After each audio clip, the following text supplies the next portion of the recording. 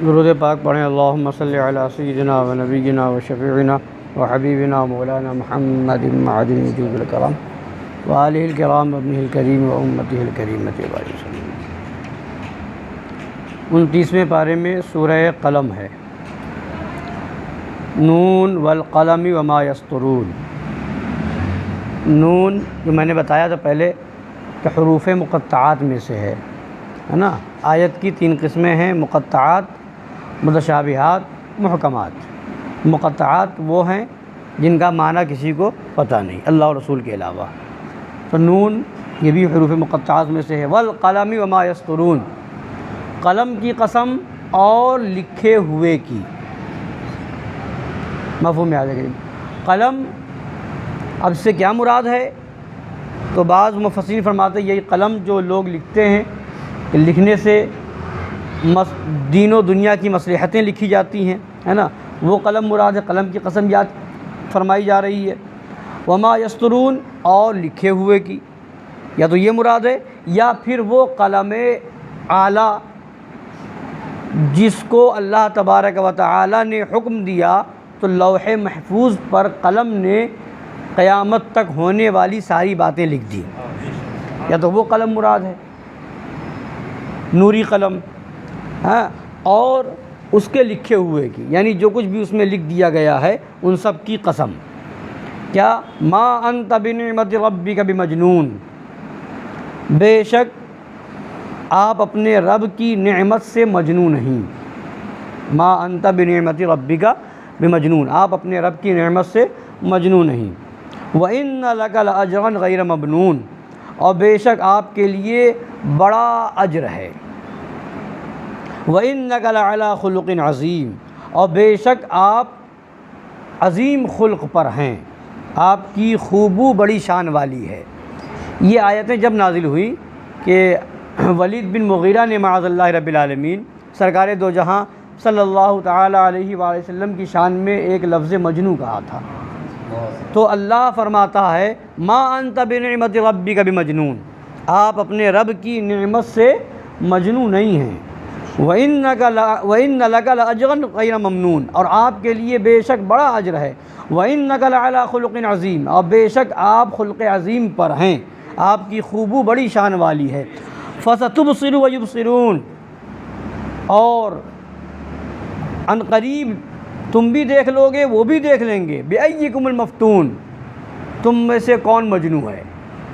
إِنَّ رَبَّكَ هُوَ أَعْلَمُ بِمَنْ ضَلَّ عَنْ سَبِيلِهِ وَهُوَ أَعْلَمُ بِالْمُهْتَدِينَ، بے شک تمہارا رب جانتا ہے بہکے ہوئے کو، جو راستے سے بہک ہے اس کو بھی جانتا ہے۔ وَهُوَ أَعْلَمُ بِالْمُهْتَدِينَ، اور وہ بے شک جانتا ہے اس کو بھی جو راستے پر ہیں، ہدایت پر ہیں، ان کو بھی جانتا ہے۔ فَلَا تُطِعِ الْمُكَذِّبِينَ، تو اے محبوب جھٹلانے والوں کی بات پر نہ جائیں، اس کی فکر نہ کریں۔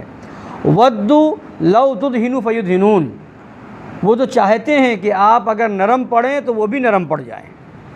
وَلَا تُطِعْ كُلَّ حَلَّافٍ مَّهِينٍ، اور فکر نہ کریں، دھیان نہ دیں ان کی باتوں پر۔ کس کی؟ حلاف، جو بہت زیادہ قسمیں کھانے والا ہے۔ مہین یعنی ذلیل۔ حماز، حماز مشائم بنمیم، حماز مانے بہت طعنے دینے والا، مشائم بنمیم ادھر کی ادھر لگاتا پھرنے والا، مناع للخیر بھلائیوں سے بہت زیادہ روکنے والا، معتدن حد سے بڑھنے والا، اثیم گنہگار، عتل یعنی درست خو، بعد ذالک زنیم، ان سب پر ترا یہ کہ اس کی اصل میں خطا ہے۔ یعنی ولید بن مغیرہ نے سرکار دو جہاں صلی اللہ تعالی علیہ وآلہ وسلم کے لیے ایک لفظ کہا تھا، مجنون۔ اللہ تبارک تعالیٰ فرماتا ہے محبوب آپ مجنون تو نہیں ہیں، آپ کی شان تو بہت بلند و بالا ہے، آپ کی خوبو بڑی شان والی ہے، آپ کے لیے بڑا اجر ہے، آپ ان کی بات پر نہ جائیں۔ اور ایسے لوگوں کی جو جھٹلانے والا ہے نا، قسمیں کھانے والا ہے، ذلیل ہے، بہت طعنے دینے والا ہے، بھلائی، اور جو ہے مشائم بنمیم یعنی ادھر کی ادھر لگاتا پھرنے والا ہے، مناع للخیر بھلائیوں سے روکنے والا ہے، معتدن حد سے بڑھنے والا ہے، اثیم گنہگار ہے، عتل درست خو ہے بعد ذالک زنیم، ان سب سے بڑھ کر یہ کہ اس کی اصل میں خطا ہے، وہ اپنے باپ ہی کا نہیں ہے۔ تو ایک لفظ اس نے مجنون کہا، اللہ تبارک و تعالیٰ نے اس کے 10 عیب گنا دیے، اس کے اندر جو 10 برائیاں تھیں وہ اللہ نے بیان فرما دی وہ برائیاں ہیں۔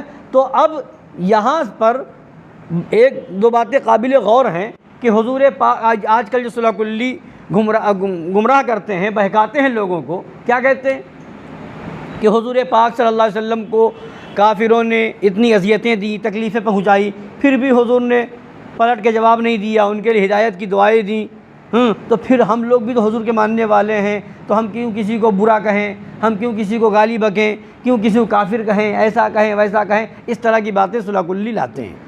تو اب یہاں پر دو چیزیں ہیں، ایک یہ کہ حضور پاک صلی اللہ تعالیٰ علیہ وآلہ وسلم کو کہا گیا، حضور نے سن لیا، خاموش رہے، مگر اللہ تبارک و تعالیٰ نے اس کا جواب عنایت فرمایا، اے محبوب آپ کو کہہ رہا ہے، آپ تو ایسے نہیں ہیں، آپ کے لیے تو بڑا اجر ہے، آپ کی خوبو تو بڑی شان والی ہے، آپ کی عظمت تو بہت بلند و بالا ہے، اور اس کی بات تو وہ جھٹلانے والا ہے، وہ قسمیں کھانے والا ہے، وہ ذلیل ہے، وہ جو ہے بہت تانے دینے والا ہے، ادھر کے ادھر لگاتے پھرنے والا ہے، بھلائیوں سے روکنے والا ہے، حد سے بڑھنے والا ہے، گنہگار ہے، درست خو ہے، اور ان سب سے بڑھ کر کے اس کی اصل میں خطا ہے، وہ اپنے باپ ہی کا نہیں ہے۔ تو ایک لفظ مجنون اس نے کہا، اللہ نے جواب دیا تو 10 عیب اس کے گنا دیے، اس کے 10 عیب گنا دیے۔ تو اب یہاں نبی خاموش ہیں، خدا جواب دے رہا ہے، یعنی اب یہاں پر فیصلہ یہ ہوا، طریقہ یہ معلوم ہوا کہ اگر تمہاری ذات پر کوئی حملہ آور ہو، تمہیں کوئی برا کہے، تو اس وقت خاموش رہ لے جانا یہ نبی کی سنت ہے، نبی کو کہا گیا نبی خاموش رہے، تمہیں کہا جائے تم خاموش رہنا یہ نبی کی سنت ہوگی، اور نبی کو کوئی کچھ کہے، خبیث گستاخی کرے، تو اب ایک لفظ کہے تم پلٹ کے 10 عیب اس کے گنا دینا، یہ خدا کی سنت ہے۔ تو سچا سنی جو ہے وہ نبی کی سنت پر بھی عمل کرتا ہے، خدا کی سنت پر بھی عمل کرتا ہے۔ جب ہمیں کوئی برا کہے ہم خاموش رہیں، یہ نبی کی سنت ہوگی، اور نبی کی شان میں بے ادبی ہو تو اس کا پلٹ کے جواب دیں گے، یہ خدا کی سنت ہے۔ تو اب جو لاتے ہیں یہ کہ حضور نے اذیتیں برداشت کی، تکلیفیں برداشت کی اور خاموش رہیں، دعائیں دی، ایسا کیا، ہاں تو تم بھی کرو، تمہیں جب برا کہے، تمہیں کوئی گالی دے تو تم بھی ایسا کرو، مگر ایسا نہیں ہوتا۔ ایسا کہنے والے کو پلٹ کر کے اگر 2-4 لفظ سنا دیجئے تو پھر لڑنے کو تیار ہو جائے گا، اس وقت سنت بھول جائے گا۔ پتہ کیا چلا، وہ دین میں مداہنت برتنا چاہتا ہے، وہ دین میں نرمی لانا چاہتا ہے، وہ اپنی ذات کے بارے میں نہیں سنے گا، رسول کے بارے میں کیسے سن لیں ہم؟ ایمان والا رسول پاک صلی اللہ علیہ وسلم کی توہین کبھی برداشت نہیں کر سکتا، اور جو لوگ گستاخ ہیں ان سے کبھی اتحاد نہیں کر سکتا، ان سے سمجھوتا نہیں کر سکتا۔ ایک چیز تو جب یہ آیتیں نازل ہوئیں تو ولید بن مغیرہ کو خبر ہوئی، چونکہ کافروں کا دل بھی یہ جانتا تھا، یہ بغض و حسد میں نہیں مانتے تھے حضور کو، مگر دل ان کا جانتا تھا اندر سے کہ یہ واقعی سچے نبی ہیں اور خدا کا کلام نازل ہوتا ہے۔ تو جب یہ آیتیں نازل ہوئیں تو اسے یقین ہو گیا، اور خود دیکھ رہا ہے اس کے اندر سارے عیب ہیں، ایک بات یعنی وہ اپنے باپ کا نہیں، اس کی اصل میں خطا ہے، تو یہ اسے پتہ نہیں تھا۔ تو وہ گیا اپنی ماں کے پاس، اس نے پوچھا کہ آخر قرآن میں نے نبی پاک صلی اللہ علیہ وسلم کی شان میں بے ادبی کی ہے، ایک لفظ کہا تو میرے 10 عیب گنائے گئے، 9 کو تو میں جانتا ہوں، یہ 10واں عیب بھی مجھے معلوم سچا ہوگا، مگر تجھ سے پوچھنے آیا ہوں۔ ماں کے سینے پہ سوار ہو گیا، ماں سے کہا سچ سچ بتانا، جھوٹ نہ بولنا، قرآن میں آیا ہے، میرے بارے میں آیت نازل ہوئی کہ میں اپنے باپ کا نہیں ہوں۔ تو ماں نے کہا ہاں حقیقت ہے، اگر باپ کا ہوتا تو ماں کے سینے پہ سواری کیوں ہوتا؟ تو کیا معاملہ ہے؟ کہا معاملہ یہ ہے کہ تیرا باپ نامرد تھا اور تیرے باپ کے پاس دولت زیادہ تھی، تو میں نے سوچا کہیں یہ دولت دوسروں کے پاس نہ چلی جائے، اس لیے میں نے خاموشی سے ایک چرواہے کو بلا لیا، اور اس سے غلط کام ہوا، اسی سے تو پیدا ہوا ہے، تو وہ اپنے باپ کی اولاد نہیں ہے، تو چرواہے کی اولاد ہے۔ تو اب دیکھیے آپ اللہ تعالیٰ کی صفت کیا ہے، اللہ رحمان ہے، رحیم ہے، کریم ہے، غفار ہے، اسی کی ایک صفت ستار العیوب ہے، عیبوں پہ پردہ ڈالنے والا، عیبوں پہ پردہ ڈالنے۔ بندہ گناہ کرتا ہے، اللہ عیبوں کو چھپا دیتا ہے، بندہ گناہ کرتا ہے، اللہ عیبوں کو چھپا دیتا ہے۔ اس نے گستاخی جب تک نہیں کی تھی اس کا عیب چھپا ہوا تھا، اور جیسے ہی توہین کی وہ عیب بھی ظاہر کر دیا گیا، یعنی بتا دیا گیا نبی کی گستاخی حقیقت میں وہی کرے گا جو اپنے باپ کا نہیں ہوگا، جو ولد الزنا ہوگا، جو حرامی ہوگا۔ تو یہ قرآن نبی کے گستاخ کے عیب کو ظاہر کر رہا ہے، یعنی طریقہ بتا رہا ہے۔ اے سنی مسلمانوں، اگر کوئی نبی کی توہین کرے تو اس کے چھپے عیبوں کو گنا کر کے لوگوں کے سامنے ظاہر کر کے یہ بتا دینا نبی کی گستاخی صحیح آدمی کر ہی نہیں سکتا ہے، نبی کی توہین صحیح انسان کر ہی نہیں سکتا ہے۔ ہاں، پھر فرمایا ان کان ذا مال و بنین، اس بات پر کہ مال والا اور بیٹے رکھتا ہے۔ اذا تتلا علیہ آیاتنا قال اساطیر الاولین، جب اس کے پاس ہماری آیتیں تلاوت کی جاتی ہیں تو کہتا ہے یہ اگلوں کی کہانیاں ہیں۔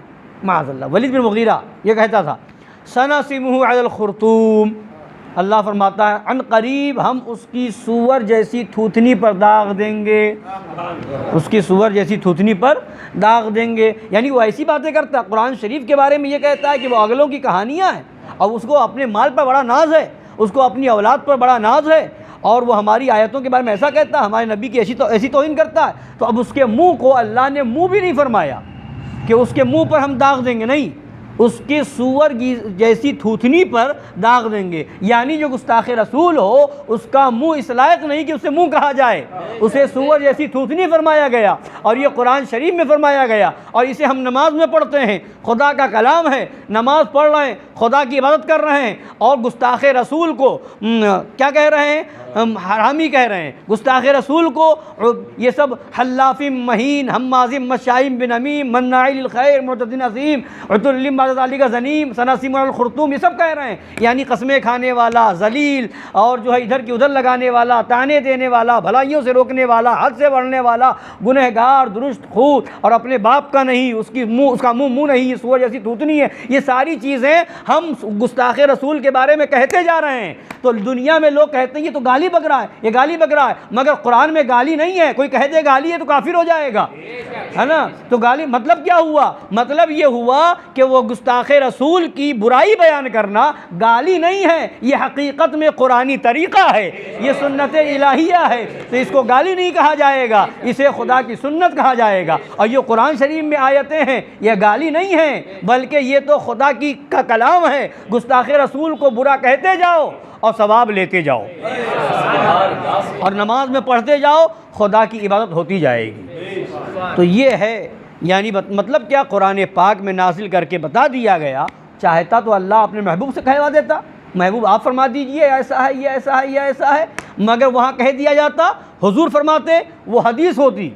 آج کا وہابی دیوبندی یا کوئی صلح کلی کہتا اس حدیث کا راوی ایسا ہے، اس حدیث کا راوی ایسا ہے نا، اس میں یہ حدیث ضعیف ہے، مگر قرآن میں اللہ نے نازل فرما دیا، اب اس میں کوئی کلام نہیں کر سکتا، خدا کا کلام بھی ہے، اور کوئی پورے سال نہ بھی پڑھے تو تراویح میں پڑھے گا، پورے سال اگر نہ بھی پڑھے تو تراویح میں پڑھنا پڑے گا، اور گستاخ رسول کو تراویح میں نماز کی حالت میں نیت باندھ کر کے مسجد میں کھڑے ہو کر کے حرامی کہنا پڑے گا۔